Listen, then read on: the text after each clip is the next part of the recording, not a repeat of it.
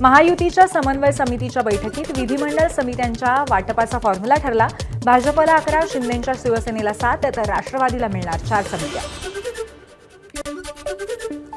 विरोधी पक्षनेता निवडीसाठी विधिमंडळाकडून विविध दाखले तपासले जाणार आहेत। केंद्र शासनासह इतर राज्यातील नियमांची विधिमंडळ माहिती घेत आढावा घेणार, त्यामुळे विरोधी पक्षनेता निवड लांबणीवर पडण्याची शक्यता आहे। भास्कर जाधवांच्या नावाला शिंदेंच्या शिवसेनेचे आमदार आणि भाजपचे आमदारही विरोध करण्याची शक्यता। भास्कर जाधवांनी भाजपच्या आमदारांचं निलंबन केलं होतं, त्यावरून विरोधाची शक्यता। शासनाची फसवणूक करून सदनिका लाटण्याचं प्रकरण, कृषी मंत्री माणिकराव कोकाटे यांच्या शिक्षेला स्थगिती मिळणार की खालच्या कोर्टाची शिक्षा कायम राहणार, याकडे लक्ष। धनंजय मुंडे यांच्या मंत्रिपदाच्या राजीनाम्यानंतर आता विरोधकांकडून माणिकराव कोकाटेंच्या राजीनाम्याचीही मागणी। न्यायालयाने शिक्षेला स्थगिती नाकारल्यास विरोधक कोकाटेंच्या राजीनाम्यासाठी आक्रमक होण्याची शक्यता। आज धाराशिव जिल्हा बंदची हाक, संतोष देशमुख यांच्या हत्येचे फोटो समोर आल्यानंतर हत्येच्या निषेधार्थ बंद। धनंजय मुंडे यांना आरोपी करा, त्यांना पाठीशी घालणाऱ्या अजित पवारांच्याही राजीनाम्याची मागणी।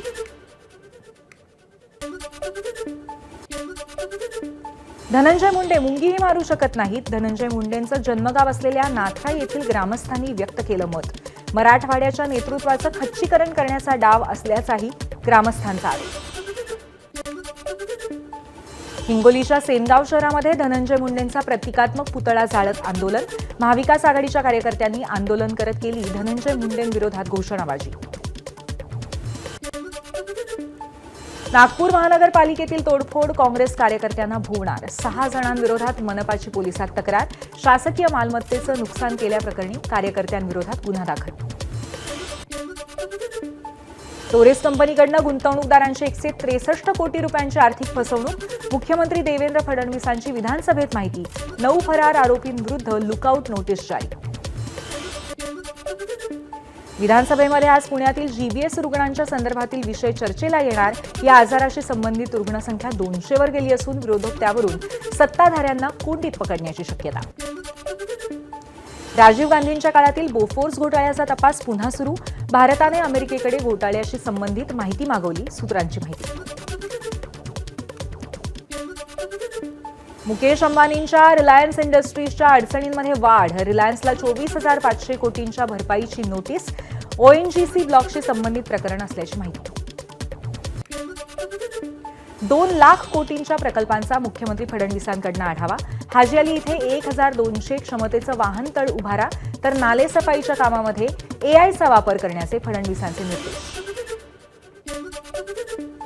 महसूल मंत्री चंद्रशेखर बावनकुळे यांचा मोठा निर्णय, प्रतिज्ञापत्रासाठी जोडावे लागणारे 500 रुपयांचं मुद्रांक शुल्क माफ।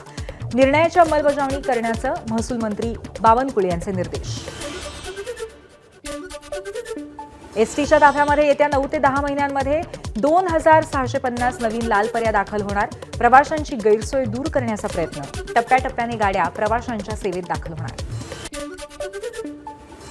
गेल्या अनेक वर्षांपासून रखडलेला अंधेरी पीएमजीसी वसाहतीचा पुनर्विकास म्हाडा करणार, त्यासाठी लवकरच सरकारकडे प्रस्ताव पाठवला जाईल, त्यामुळे 984 रहिवाशांना दिलासा।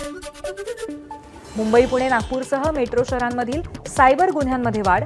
वर्षभरामध्ये फसवणुकीच्या तब्बल 16,219 घटना आणि त्यामध्ये 14,768 कोटींची फसवणूक। लवकरच सायबर सुरक्षा प्रकल्पाची अंमलबजावणी, विधानसभेत मुख्यमंत्र्यांची माहिती। दादर रत्नागिरी दरम्यान अनारक्षित गाडी चालवण्याचा निर्णय। होळीनिमित्त कोकणात जाणाऱ्या गाड्यांचं आरक्षण फुल झाल्यामुळे विशेष गाडी 11, 13 आणि 16 मार्चला विशेष गाडी चालवली जाईल।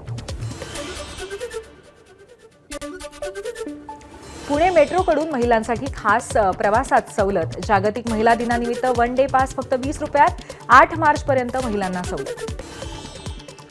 अमरावतीकरांसाठी आनंदाची बातमी, एप्रिलमध्ये बेलोरा विमानतळावरून अमरावतीकरांना टेकऑफची सुविधा। डीजीसीआय परवानगी प्रक्रिया अंतिम टप्प्यात, खासदार अनिल बोंडे यांची माहिती। चालत्या बसमध्ये तपासल्या 12वीच्या उत्तरपत्रिका।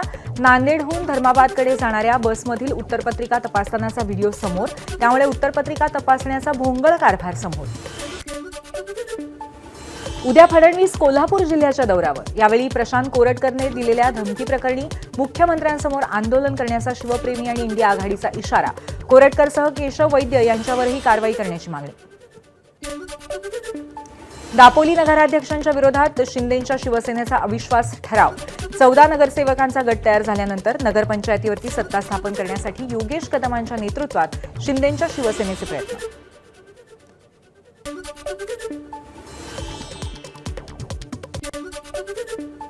नागपूर शहरात आशा सेविकांचं आंदोलन. आशा सेविका आजपासून ऑनलाईन आणि नवीन सर्व्हेचं काम थांबवणार. विविध समस्यांवरती पालिकेने तोडगा न काढल्यामुळे आशा सेविकांचं आंदोलन.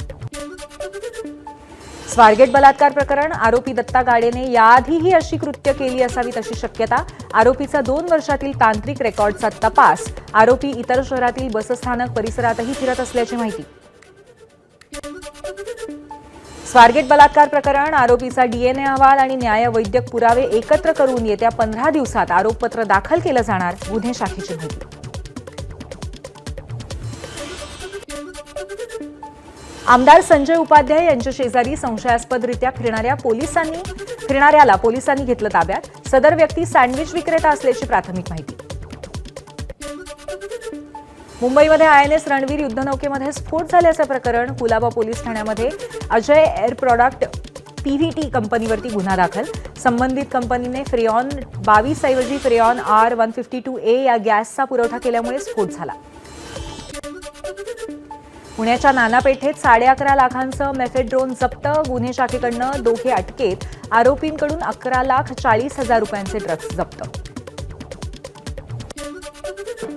अकोल्यामध्ये अपहरण झालेल्या वंचितच्या महिला नेत्याची नात पोलिसांना सुखरूप सापडली.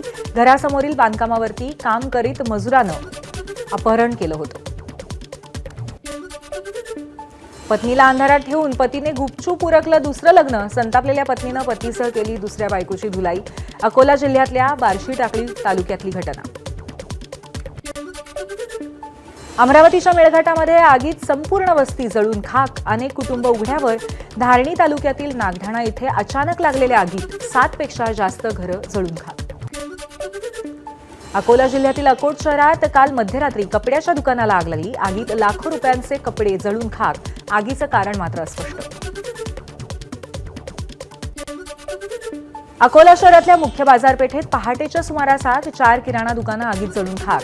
शॉर्ट सर्किटमुळे आग लागल्याची प्राथमिक माहिती. 3 तासानंतर आगीवर नियंत्रण. पुण्याच्या दौंडमध्ये बिबट्याच्या हल्ल्याचा बनाव करून महिलेची हत्या. पुतण्यानेच हत्या करत तक्रारही दाखल केली. अखेर मृत्यू झाल्याचा बनाव केल्याचं पोलीस तपासामध्ये उघड. आरोपी अटकेत. चंद्रपुरामध्ये दारूची अवैध वाहतूक करणाऱ्या 2 वाहनांवर स्थानिक गुन्हे शाखेची कारवाई. 7.5 लाख रुपयांच्या दारूसह 25 लाखांचा मुद्देमाल जप्त. होळी आणि धुळवडीच्या पार्श्वभूमीवर प्रशासन अलर्ट.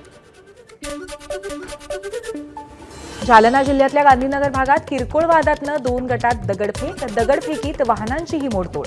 लहान मुलांच्या किरकोळ वादातून भांडणाला सुरुवात.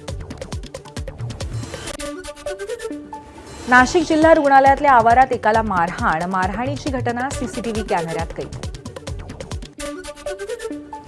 गडचिरोलीमध्ये तरुणीवरती अत्याचार करणाऱ्या आरोपीला 24 तासात अटक. शौचाला गेलेल्या तरुणीला मारहाण करून अत्याचार झाला होता. वर्ध्याच्या कारंजा तालुक्यामध्ये बागेत मध्यरात्री संत्र्यांची चोरी. 2 लाख रुपयांची संत्री चोरीला. अज्ञात चोरट्याविरुद्ध गुन्हा दाखल.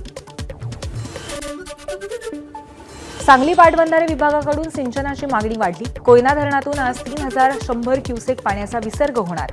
सांगलीतील सिंचनासाठी पाण्याची तरतूद. धाराशिवच्या ढोकी गावामध्ये कावळ्या पाठोपाठ कोंबड्यांनाही बर्ड फ्लू. भोपाळ इथल्या प्रयोगशाळेमध्ये पाठवण्यात आलेले कोंबड्यांचे अहवाल पॉझिटिव्ह. 10 किलोमीटरचा परिसर अलर्ट झोन म्हणून घोषित. बुलढाण्यामध्ये बारी समाज महासंघाच्या प्रयत्नाला यश. संत रूपलाल महाराज आर्थिक विकास महामंडळाची सरकारकडनं स्थापना. अखिल भारतीय बारी समाज महासंघाने मानले सरकारचे आभार. वर्ध्याच्या कारंजामध्ये युवा जनशक्ती संघटनेकडनं बैलांच्या शर्यतीचे आयोजन. महाराज मिसाईल जोडीने पटकावलं 6 लाखांचं बक्षीस. माजी आमदार दादाराव केचे यांच्या उपस्थितीत बक्षिसांचं वितरण. धाराशिवच्या उमरग्यात महाआरोग्य शिबिराचं माजी केंद्रीय मंत्री भगवंत खुबांच्या हस्ते उद्घाटन. 2 दिवसाच्या शिबिरामध्ये धाराशिव, लातूरसह मराठवाड्यातल्या नागरिकांचा सहभाग. विद्यापीठामध्ये प्रदर्शनं केल्यास जेलमध्ये टाकलं जाईल, तसंच मायदेशी परत पाठवलं जाईल. अमेरिकेमध्ये शिकत असलेल्या परदेशी विद्यार्थ्यांना ट्रम्प यांचा इशारा.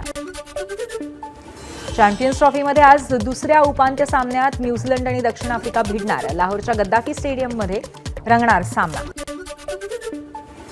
उत्तर कोरियाचे नेते किम जोंग उन यांची बहीण किम यो जोंगची अमेरिकेचे राष्ट्राध्यक्ष ट्रम्प यांना धमकी. दक्षिण कोरियात अमेरिकन विमानवाहू जहाज आणि लष्कराची हालचाल पाहून जशाच तसं प्रत्युत्तर देऊ अशी किम यो जोंग यांनी ट्रम्प यांना धमकी दिली. उपांत्य फेरीच्या सामन्यात भारताची ऑस्ट्रेलियावरती 4 गडी राखून मात. भारत अंतिम फेरीत केएल राहुलने मारला विजयी षटकार. विराट कोहलीच्या 98 चेंडूतल्या 84 धावांमुळे भारताचा विजय सोपा झाला. कप्तान रोहित शर्माच्या 29 चेंडूत 28 धावा. भारताकडनं मोहम्मद शमीने 3 विकेट्स घेतल्या. रवींद्र जडेजा आणि वरुण चक्रवर्ती यांनी प्रत्येकी 2-2 विकेट्स घेतल्या. चॅम्पियन्स ट्रॉफीच्या पहिल्या उपांत्य सामन्यात ऑस्ट्रेलियाने पहिल्यांदा फलंदाजी करताना सर्व बाद 264 धावा केल्या. ऑस्ट्रेलियाचा कर्णधार स्टीव्ह स्मिथची 96 चेंडूंमध्ये 73 धावांची खेळी. अलेक्स कॅरीने 61 आणि ट्रॅव्हिस हेडने 39 धावा केल्या.